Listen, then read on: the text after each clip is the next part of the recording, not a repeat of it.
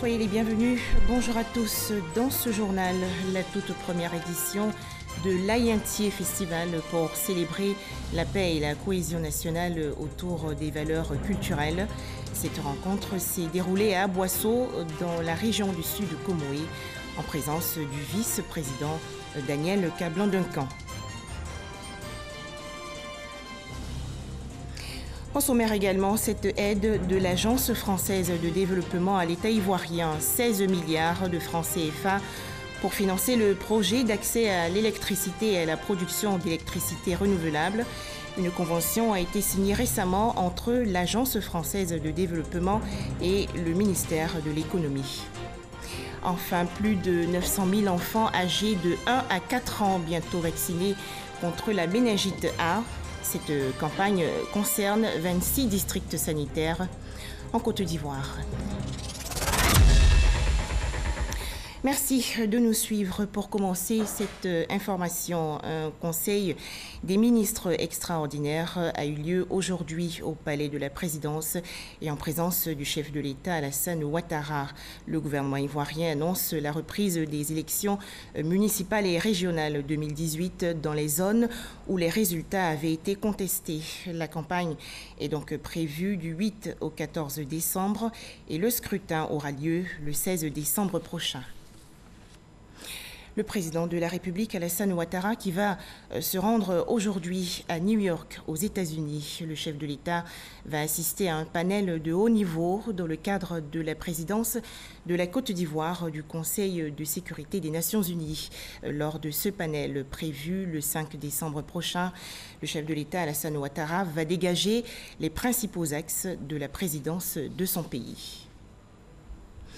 Partons à présent à Aboisseau, dans la région du sud Comoé. Cette localité a accueilli la toute première édition de l'Aïentier Festival. Il s'agissait de célébrer la paix et la cohésion nationale. À noter que cette rencontre culturelle, touristique, gastronomique et commerciale s'est ouverte en présence du vice-président Daniel Kablan-Duncan. C'est un reportage de Franck Quadio. L'espace de la place Elengaïké, lieu de parade, expression de la densité culturelle du Sud Comoé.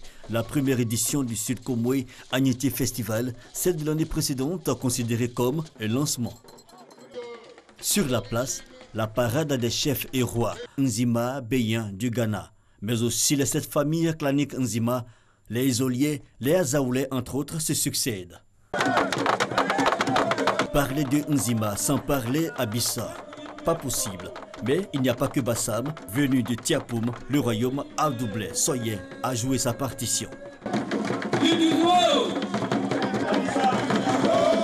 Nzima de Côte d'Ivoire et Nzima du Ghana. Sur la scène, le Naoulé de Ndiolé. La participation des 3 générations du pays à Bourré, en présence du roi. Sans oublier une exhibition vestimentaire, la blacon tenue rudimentaire, mais à haute portée symbolique. En somme, un festival coloré qui, selon son président, a pour ambition légitime c'est de fédérer toutes ces belles initiatives en créant un espace de retrouvailles de ces facteurs culturels par la mise en place d'un marché véritablement régional. Des interventions successives dans la même dynamique, mais aussi le jeu d'alliance apparenté à plaisanterie entre le sud et le centre, et des paroles fortes pour parler de paix entre fils du sud Comoé. Très bientôt, je viendrai vous réunir, vous tous mes enfants, pour vous parler, afin que vous vous accordiez pour soutenir les actions de développement du président de la République. Oui, parce qu'il n'y a pas de peuple heureux sur terre s'il est fier de sa culture et de ses traditions. Oui, je dis merci à mon aîné, à Kaoulé, mais non moins serviteur, pour avoir créé ce festival. Car il a bien entendu la menace de faire bloquer et retirer tous les investissements de cette culture dans le sud Comoé. Comme quand un Baoulé s'en va, il faut un ami pour lui succéder.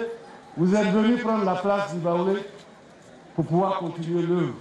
Car l'inspiration est d'abord Baoulé avant d'être Annie. n'est-ce pas? Que le progrès continue pour que demain, nous tous, tous les Akans de Côte d'Ivoire, nous puissions organiser un grand festival des Akans de Côte d'Ivoire avec nos frères, les Akans du Ghana. Appel à la paix, le but de cette célébration culturelle, l'invite du vice-président Daniel Kablan-Duncan. Il a rappelé les initiatives du gouvernement en faveur du développement de la région et lancé un message de cohésion. C'est pour permettre à cette région de déployer tout son potentiel de développement que d'importants investissements y sont réalisés ou programmés depuis quelques années par le président de la République et par le gouvernement. Je voudrais aussi noter quelques-uns au passage. Le prolongement de l'autoroute de Grand Bassam qui va aller jusqu'à Samo, puis jusqu'à la frontière du Ghana.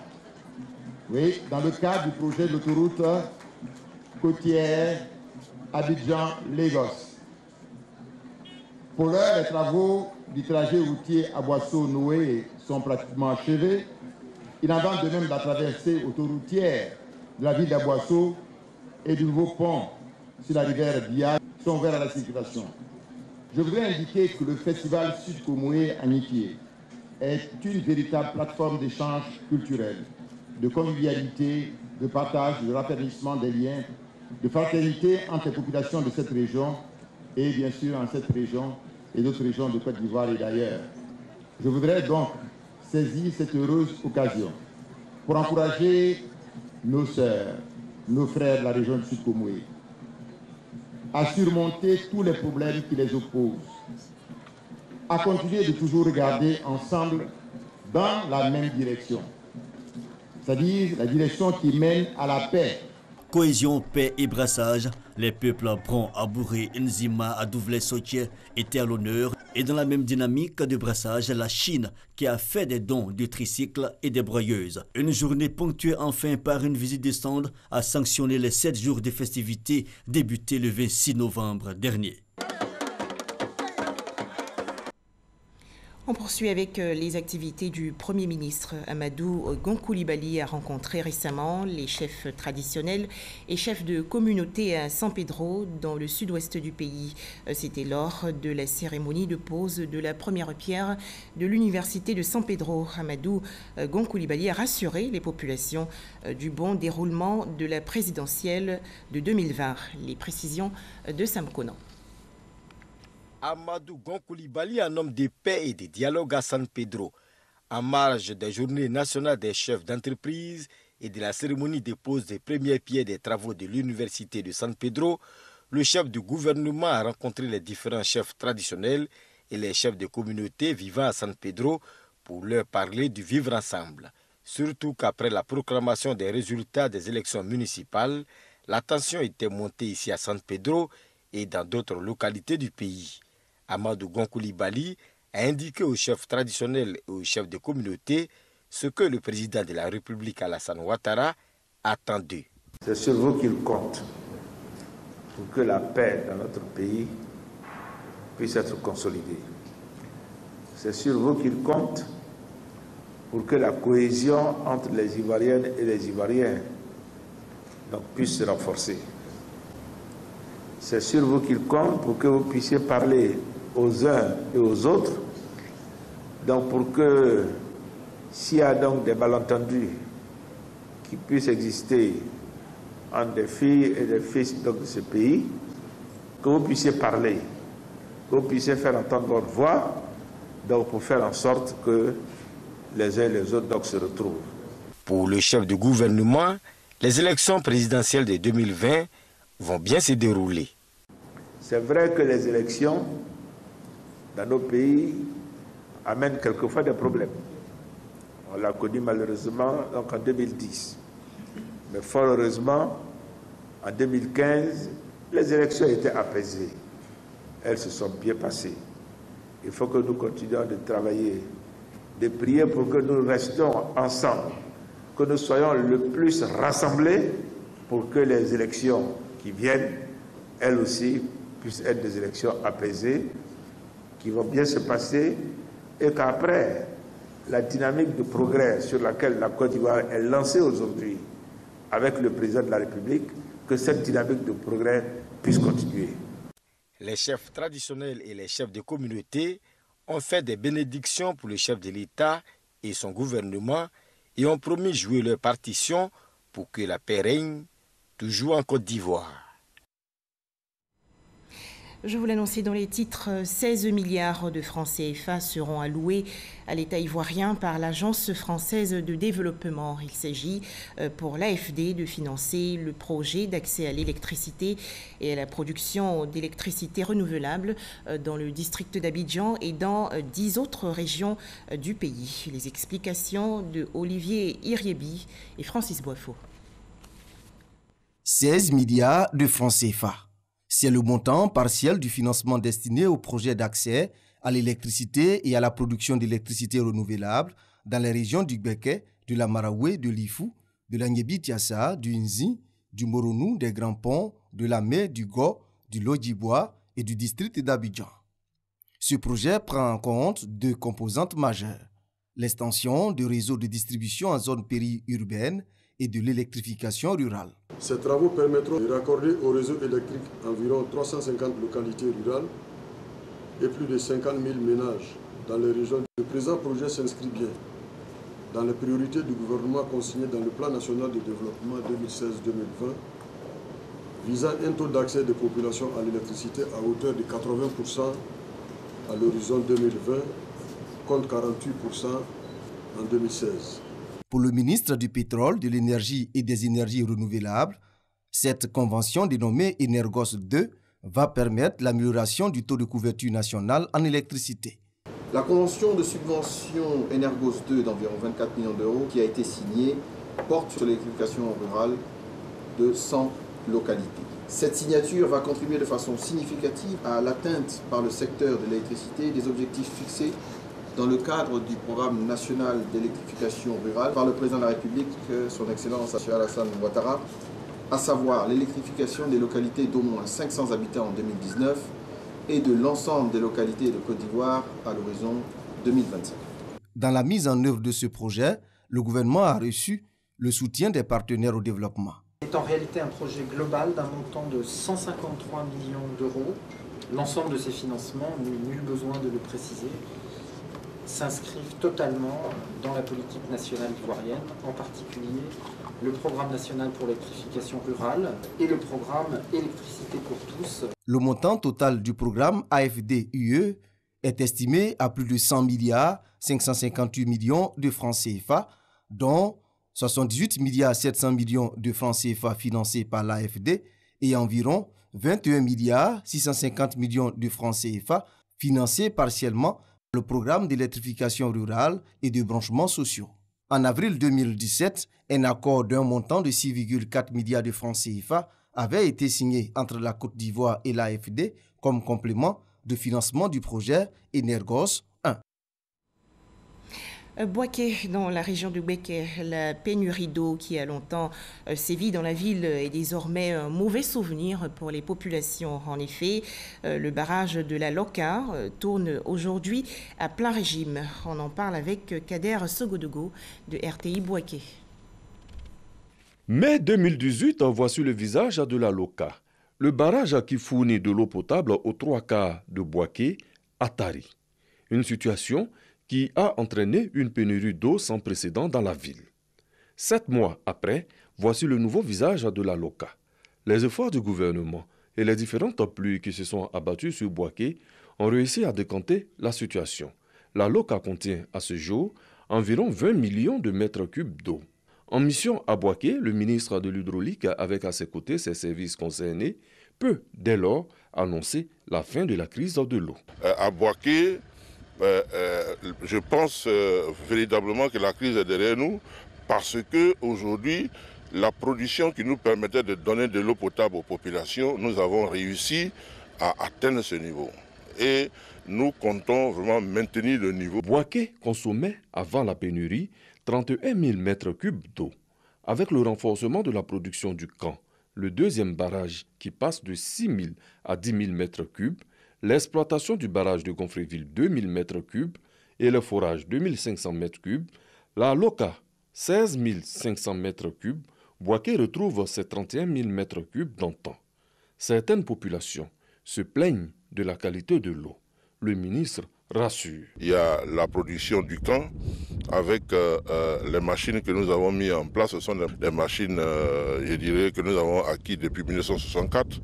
Et nous pensons pouvoir changer ces machines. Bon, en fait, la potabilité de l'eau est garantie, mais vous savez, lorsque vous donnez de l'eau à une population et puis l'eau a un goût ou bien a une couleur, la population pense qu'elle n'est pas bonne. Mais en fait, l'eau, elle est bonne, elle est potable.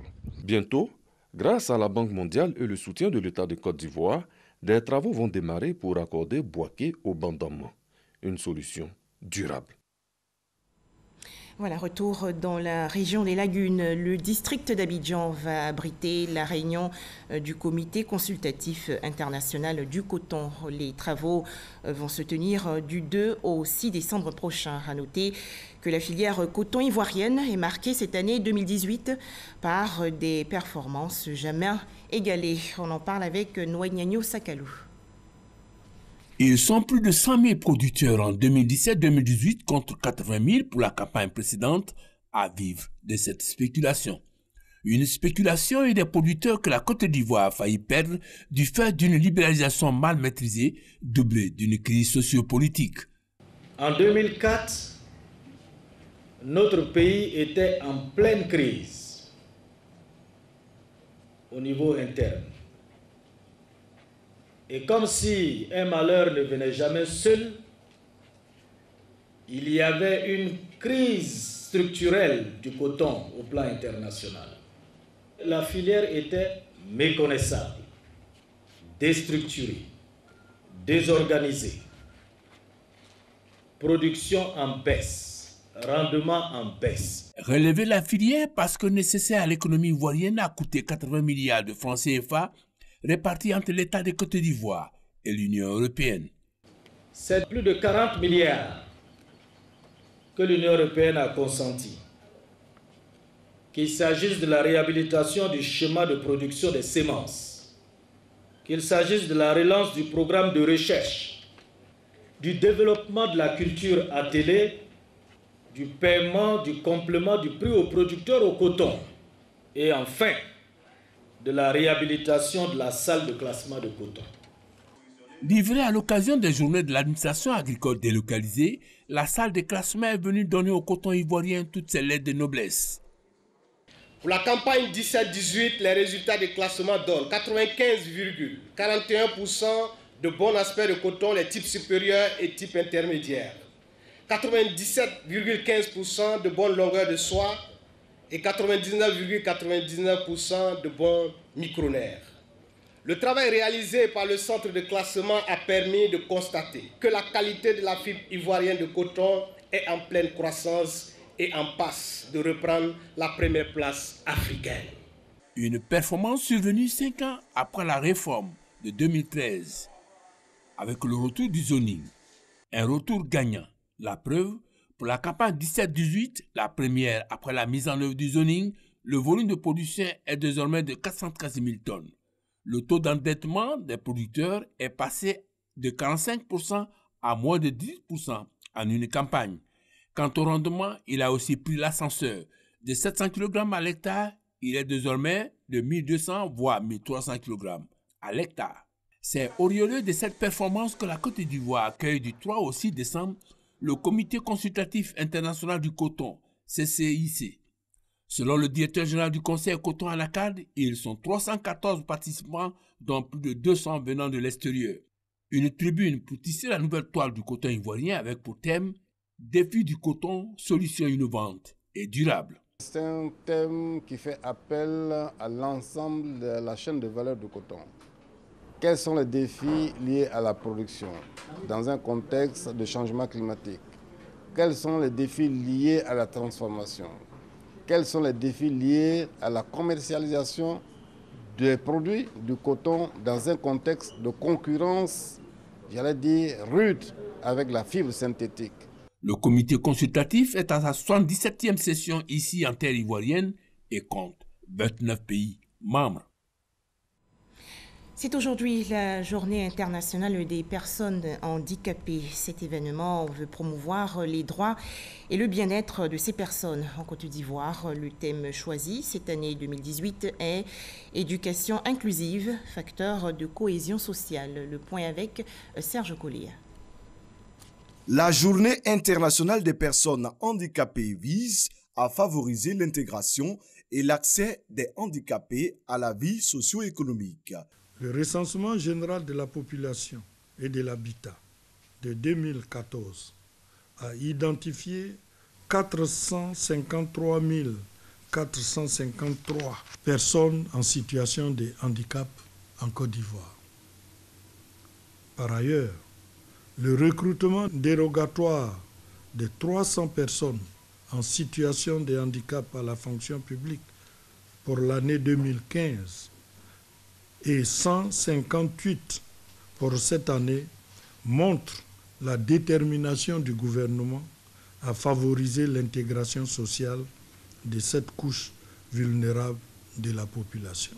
La Côte d'Ivoire, qui a ratifié la Convention de 2014 relative aux droits des personnes handicapées, déploie des efforts constants. Il est à noter que le décret portant emploi des personnes handicapées dans le secteur privé est signé et que celui relatif à l'emploi des personnes handicapées dans le secteur public est en cours de finalisation. Aussi, dans la perspective de lutter contre les abus faits aux personnes en situation de handicap, un numéro d'urgence sociale, le 142, est mis en service depuis 2015 pour leur apporter aide et soutien.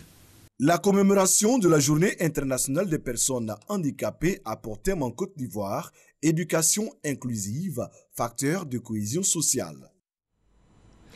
Toujours en Côte d'Ivoire, plus de 900 000 enfants vont bientôt recevoir le vaccin contre la méningite A. Une campagne de vaccination aura lieu en effet du 6 au 12 décembre prochain dans 26 districts sanitaires à risque. La cible, les tout-petits âgés de 1 à 4 ans. Les précisions de Ami Sissoko.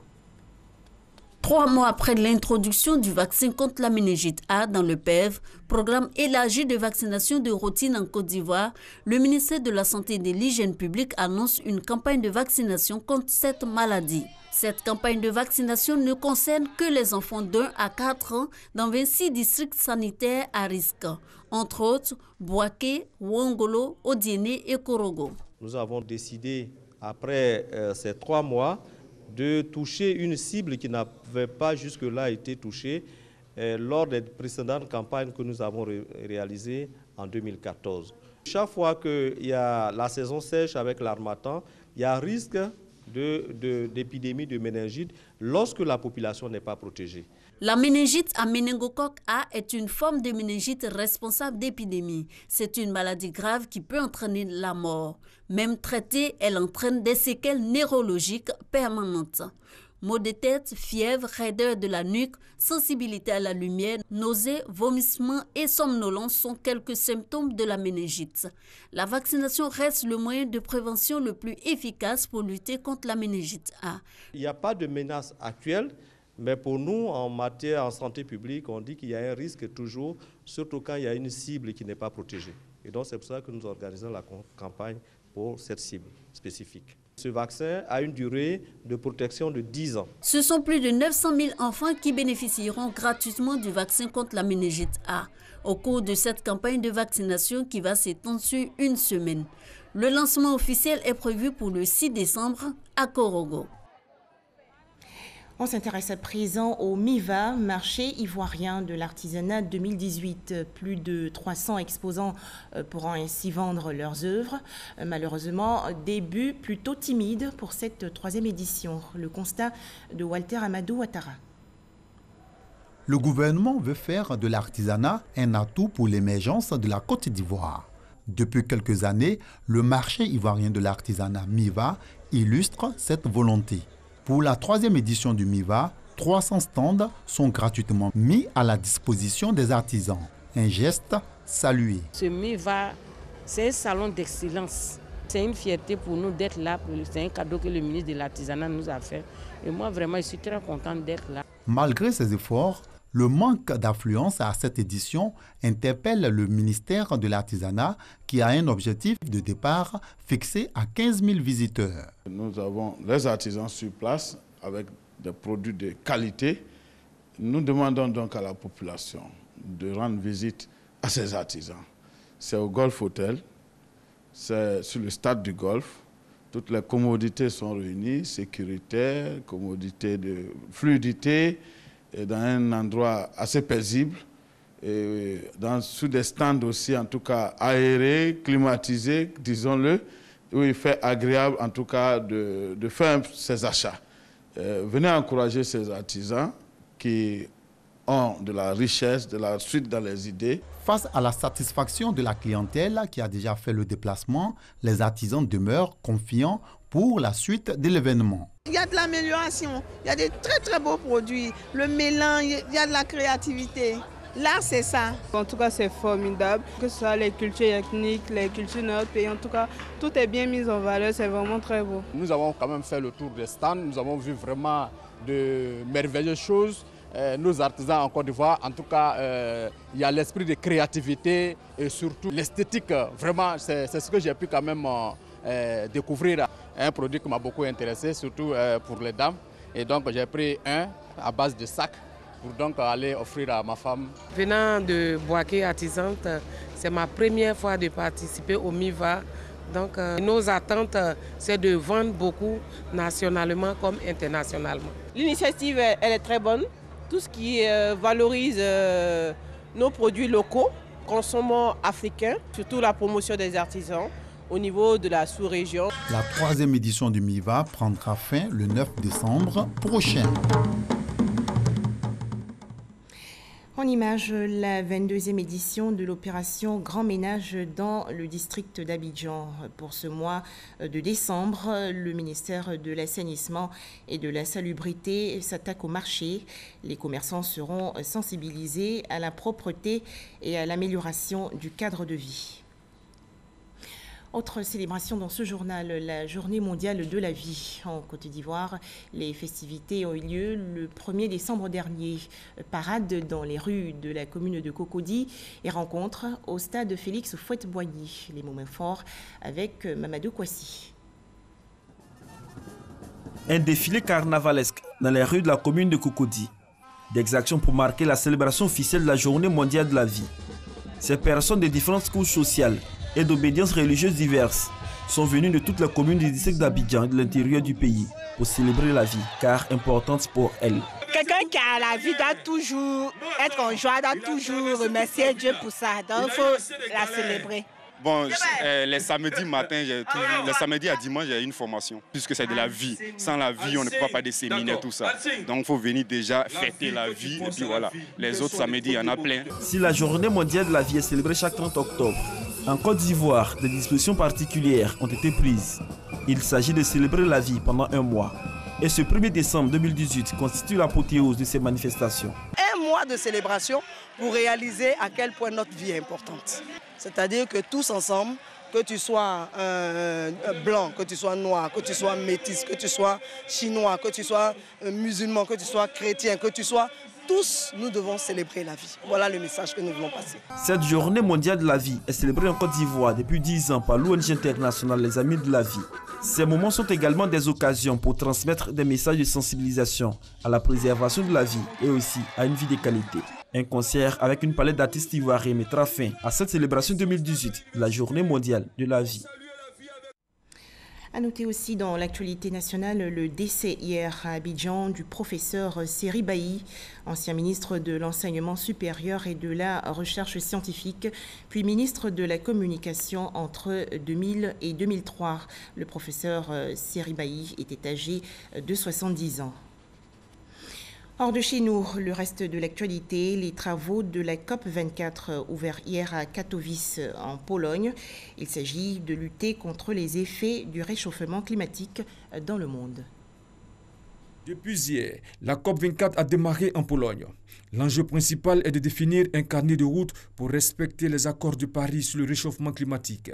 Le président polonais a ouvert ce lundi un sommet politique d'une journée, sommet sans les principaux dirigeants du monde. Si la plupart des États européens seront représentés par des ministres, les présidents du Nigeria, du Bénin, du Sénégal, du Botswana, de Mauritanie ou encore du Congo ont annoncé leur participation à cette 24e conférence de l'ONU sur le climat. Les précisions de Olivier Iriebi et Boussanogo. Merci de nous avoir suivis.